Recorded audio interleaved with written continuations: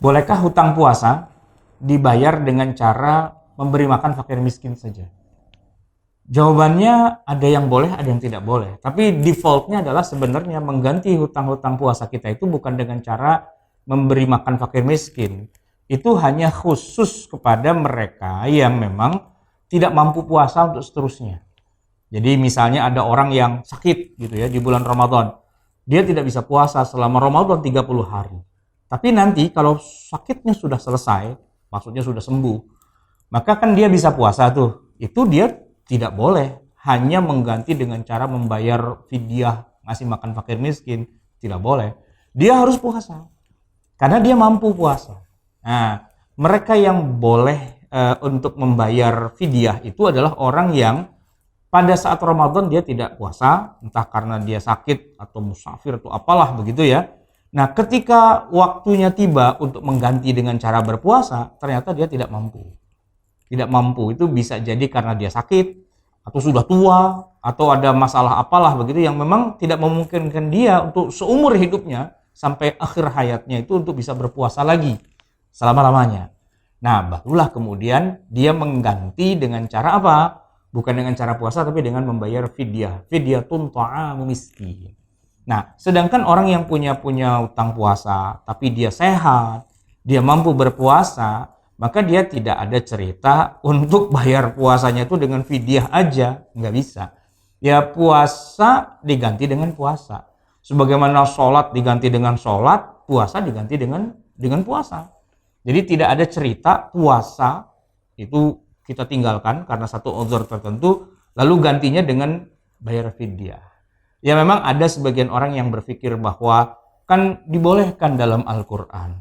Wa 'alal ladzina yutiqunahu fidyatun ta'amu miskin.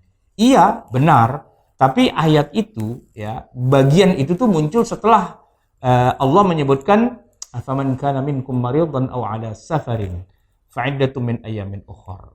Setelah ayat yang bicara tentang orang sakit, orang musafir yang harus iddah, menghitung berapa jumlah hutangnya, diganti dengan cara berpuasa lagi di hari-hari yang lain. Jadi kalau boleh kita bilang bahwa defaultnya, ya intinya adalah utang puasa itu dibayar dengan puasa, bukan dibayar dengan fidyah atau memberi makan fakir miskin.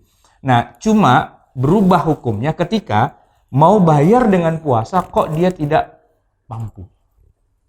Tidak mampu karena sakit, tidak mampu karena satu dan lain hal, tidak bisa lah ya, tidak memungkinkan, orang udah tua sekali, udah nggak bisa ngapa-ngapain, Ramadan nggak puasa, habis itu juga lebih nggak bisa lagi kan untuk mengganti dengan cara puasa. Nah, disitulah kemudian dia mengganti dengan cara membayar fidyah.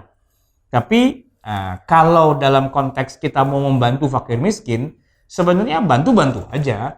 Ya, cuman kita nggak menyebutnya sebagai fidyah ya, atau sebagai pengganti dari puasa yang kita tinggalkan. Bantu-bantu aja.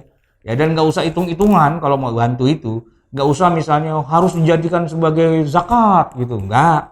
Fidyah. Enggak. Ya namanya membantu. Apapun yang dibutuhkan orang, ya kalau kita punya apa yang mau kita bantu pada mereka, kita bantu. Mereka butuh makanan, kita kasih. Mereka butuh obat, kita kasih. Butuh masker, kita kasih. Hand sanitizer kita kasih, butuh sembako kita kasih, apapun yang bisa kita punya, asal jangan kasih bini kita aja, oh bini kebanyakan nih kita bagi dah, nggak boleh gitu ya.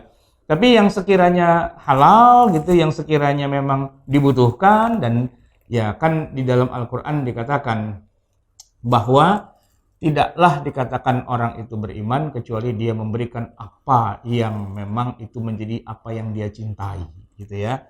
Nah, jadi kalau kita mencintai harta kita dan lebih gitu ya, kita bagi pada orang lain gitu, itu akan lebih baik. Tidak harus dipaketkan menjadi zakat, tidak harus dipaketkan menjadi yang namanya fidyah. Tapi realistis aja, begitu orang butuh, ya kita kasih. Semoga itu menjadi amal terbaik kita juga di yaumil qiyamah. Wallahu a'lam bishawab. Assalamualaikum warahmatullahi wabarakatuh.